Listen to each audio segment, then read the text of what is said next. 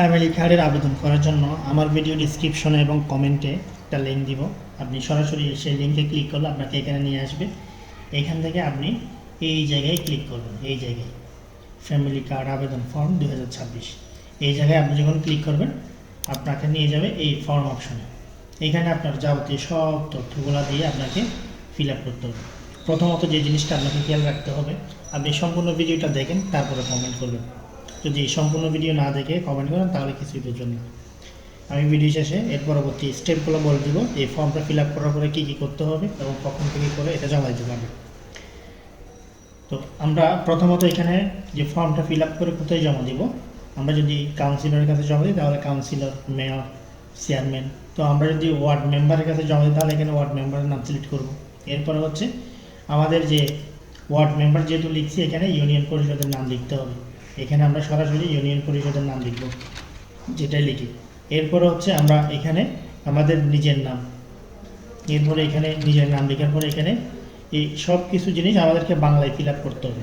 সম্পূর্ণ লেখাগুলো আমরা বাংলায় লিখতে পারি, এখানে বাংলা কিবোর্ড সাপোর্ট করবে। আমরা এখানে এইগুলা যেখানে আমরা লিখবো, লেখার সাথে সাথে এদিকে আমাদের ফর্মটা দেখাবে আমরা কী লিখতেছি সেটা। এরপর হচ্ছে এনআইডি নাম্বার, এখানে আমি লিখতেছি যে এদিকে ডান পাশে এটা দেখা যাচ্ছে। এরপর হচ্ছে মোবাইল নাম্বার, আমরা যা লিখতেছি এখানে দেখা যাচ্ছে। এভাবে আমরা সম্পূর্ণ ঠিকানাটা এভাবে ফিল আপ করবো।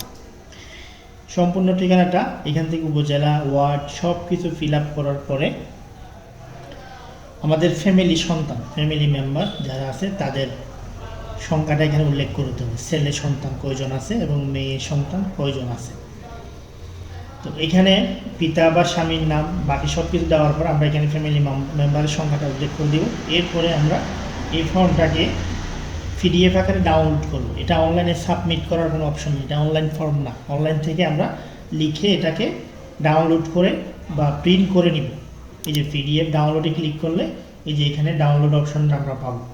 সরাসরি এটা এখান থেকে ডাউনলোডিং হচ্ছে। তো ডাউনলোড হওয়ার পরে এটা আমরা প্রিন্ট করে নিব। প্রিন্ট করে নেওয়ার পরে আমরা এই ফর্মটা নিয়ে সরাসরি ওয়ার্ড মেম্বার হলে ওয়ার্ড মেম্বারের কাছে যাব, যেখানে আমরা ঠিকানাটা দিই সেইখানে গিয়ে এটা জমা দিব। পরবর্তী স্টেপগুলো ওনারাই করবেন। আমাদের কাজ হচ্ছে অনলাইনে এই ফর্মটা ফিল আপ করে আমাদের নির্ধারিত জায়গায় জমা দেওয়া। তো পরবর্তী আপডেটগুলো আমি আমার চ্যানেলে জানাবো। আর কোনো কিছু জানার থাকলে অবশ্যই কমেন্টস করবেন, কমেন্টের মাধ্যমে আমি তথ্যগুলো জানানোর চেষ্টা করব।